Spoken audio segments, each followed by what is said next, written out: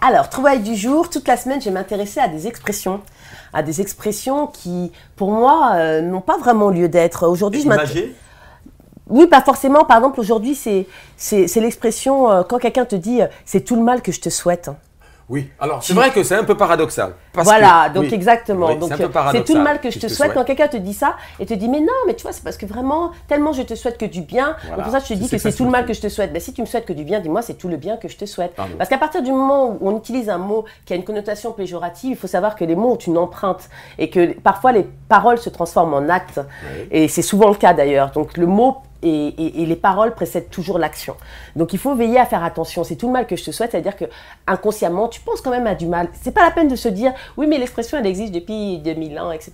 On s'en fiche. C'est nous qui maîtrisons en fait la manière dont nous communiquons. Non, mais ça peut aussi vouloir dire le seul mal que je te souhaite, c'est que tu sais que ça aille bien pour toi. Bah dans ces cas-là, pourquoi utiliser un mot à connotation péjorative? En fait, dans cette chronique-là, l'élasticité du français. Eh ben c'est là où à un moment donné, je pense que le français d'Afrique, et c'est ce que j'aime chez les Ivoiriens, c'est que justement ils se sont réapproprier cela, parce que sinon on doit utiliser absolument des déterminants. Eux, ne sachant pas le genre et voulant pas se prendre la tête avec, ils l'ont zappé. Donc à un moment donné, on est libre, on est complètement libre à un moment donné de se réapproprier cette langue. Si à un moment donné, des choses ne sont pas en adéquation avec nos valeurs profondes, je pense qu'il est possible pour nous de les aménager. Donc c'est pas parce qu'une expression, elle existe depuis 2000 ans, etc., que vous êtes obligé de l'utiliser si vous sentez qu'elle est en inadéquation avec vos valeurs profondes. On sait que le love sauvera le monde, que c'est pas le mal qui le fera. On parle du côté obscur de la force, là, pour tous ceux qui sont fans de Star Wars, etc. Je pense que, surtout en ce moment, parce que sinon, bah, tu le sais très bien, hein, quand tu regardes les informations, Karl, il n'y a que des informations qui sont mauvaises, qui sont négatives, etc.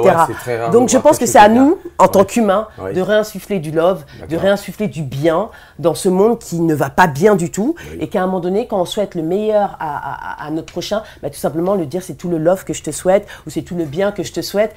Ça peut, non pas complètement inverser la tendance, mais à notre niveau, toi plus moi, plus lui, plus elle, plus nous, eh bien je me dis que ça pourra aider à changer les choses. C'est tout le mal que je te souhaite, cette expression que je déteste, et je le dis. Et au passage aussi, la petite nouvelle du jour, c'est que Gaël Faye, hein, qui faisait partie de la 3e sélection du prix Goncourt, est maintenant parmi les finalistes. Donc ils ne sont plus que 4. Et là, je retiens ma respiration parce que c'est un vrai petit frère. Et le 3 novembre, on saura si Gaël Faye va remporter pour son premier roman Petit Pays le prix Goncourt 2016. Je ne respire plus jusqu'au 3 novembre. C'est tout le mal que je souhaite à... Ronida. Il n'a rien compris. Bon, je recommence. Alors en fait, l'expression c'est pas possible. Mais oui, c'est tout le mal que je peux lui souhaiter à lui. Bien sûr, de gagner ce prix Goncourt à ton petit frère, ça serait mal. Et c'est tout le mal que je te souhaite à toi. Ok, ça va comme ça? Pour un animal de compagnie, je te trouve bien. Hein? Ce serait pas comme ça si t'étais mon chien. Je te le dis, moi. J'ai une bonne raclée. Hein, et puis tu dors dehors, hein, je te le dis. Hein, t'auras pas ta pâtée ce soir. Et puis, ça fait pitié de voir un petit chien. Hein. Parce que moi, je punis le mien. Moi, j'ai un petit chien qui s'appelle Winner. D'ailleurs, j'espère qu'il nous regarde là-bas. C'est un gagnant, ton chien? Oui, c'est un gagnant. Wow. Enfin, il m'a redonné du tonus dans ma vie. Wow. Oui, sérieusement. C'est mon meilleur ami. Oh. Ouais, c'est mon meilleur ami. avec un chien. Oui, il m'écoute énormément, très attentionné, et me montre le véritable amour. Et ça, franchement, je te jure, pour savoir que quand je vais être sûr quand même, je vais voir mon chien. Winner, il s'appelle comme ça. Et il te dit si telle personne te veut du bien ou pas? Non, il me dit pas ça, mais je sens l'amour, voilà. Voilà le truc. C'est simple, hein. D'accord. Fait que ça ressemble pas à une histoire d'internet quand même. Oui, c'est pas mal. C'est pas mal. Ouais, je crois que ça doit être intéressant de te voir avec ton chien. Tu dois devenir complètement gaga.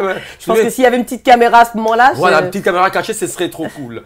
La famille, est-ce que vous le savez que quand on dit qu'on a une maladie, est-ce que toi tu crois que c'est le corps qui s'exprime à travers ce mal? Bien sûr. C'est-à-dire, bien apprendre à connaître votre corps, c'est-à-dire tout simplement de se dire que maladie peut être traduit par le mal a dit. Oui. C'est-à-dire que le mal s'exprime à travers la maladie. Et par exemple, si vous avez souvent des maux de tête, il faut vous dire que les maux de tête, quand on a souvent un mal à la tête, cela limite la prise de décision, parce que ça vous prend la tête, hein, forcément le mal de tête. Et il faut savoir que c'est déclenché par trop de stress au quotidien. Donc il faut apprendre à tout simplement se relaxer chaque jour. Et ça veut dire que vous connaissez la décision que vous devez prendre. et vous ne la prenez pas. C'est ce qui vous fait mal à la tête. C'est-à-dire tout simplement, parfois, ne pas arriver à faire des choix peut vous donner mal à la tête. C'est pour ça quand l'expression ça me prend la tête, eh bien, elle n'a jamais été... Toutes les expressions d'ailleurs qui existent, elles ont un sens aussi derrière. On va le voir avec les autres éléments. Donc, les maux de tête, il faut que vous fassiez quelque chose pour soulager cette tension. Ça peut être du sport, ça peut être d'aller boire un café, un thé avec un ami qui va vraiment vous écouter sans vous juger. En tout cas, trouver la solution pour épancher cette peine. Donc ça, c'est pour le mal de tête. Maintenant, la douleur dans le cou, ça peut être régulier, surtout pour, je pense à tous nos amis techniciens qui sont là, qui sont toute la journée harnachés avec des machines super lourdes. Des caméras. Donc la tension, elle peut se retrouver au niveau du cou. Et là, c'est un problème en fait de pardon. On a du mal à se pardonner à soi. On est trop rigoriste avec soi-même et du coup trop rigoriste vis-à-vis des autres. Et ça crée une raideur au niveau du cou. Donc là, pareil. Il faut être doux avec soi-même dans un premier temps. À partir du moment où on est plus doux avec soi-même, qu'on se pardonne déjà à soi-même, on pourra plus facilement pardonner aux autres et donc faire un travail sur le pardon, apprendre à dire je suis désolé. Ah ouais. Même quand même à soi-même. Bah oui, déjà même à soi-même dans un premier temps, parce que si déjà on n'arrive pas à se pardonner soi, on ne pourra jamais pardonner aux autres. Donc déjà, il faut se pardonner soi, d'être un simple humain. Parce que, excusez-moi, tout le monde, il y en a qui se croient enfants bénis, etc. Mais on est tous humains. Tu as dit que j'étais un enfant béni, moi. Oui, d'accord, mais on l'est tous, en fait. Donc, tu as dit que je suis un enfant béni. Donc oui, mais tu es un enfant béni, il est un enfant béni. Quand on a qui est là, MB, Gando, tout le monde est un enfant béni. Donc à partir de là, ça va. Maintenant, une douleur que j'ai eue récemment, donc c'est pour ça que j'ai fait mes recherches dessus, c'est la douleur aux gencives. Douleur aux gencives, c'est une horreur parce que du coup, ça vous empêche même de manger. Donc vous avez du mal à mâcher, etc. Donc là, c'est lié aux décisions qu'on ne prend pas. Ça veut dire qu'à un moment donné, tu es là, tu rumines. Comme la vache, tu rumines les pensées et ça finit par te faire mal physiquement parce que tu sais la décision que tu dois prendre et tu ne la prends pas.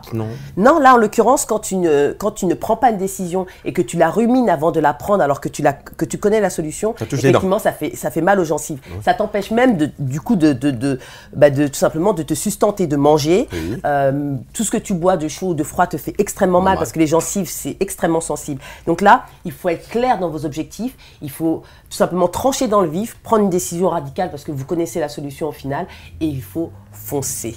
Le mal a dit, on va s'intéresser toute la semaine à des mots qui sont liés tout simplement à notre état émotionnel et qui se traduisent par des douleurs. On a vu ces 3 premières douleurs aujourd'hui, on en verra d'autres le reste de la semaine.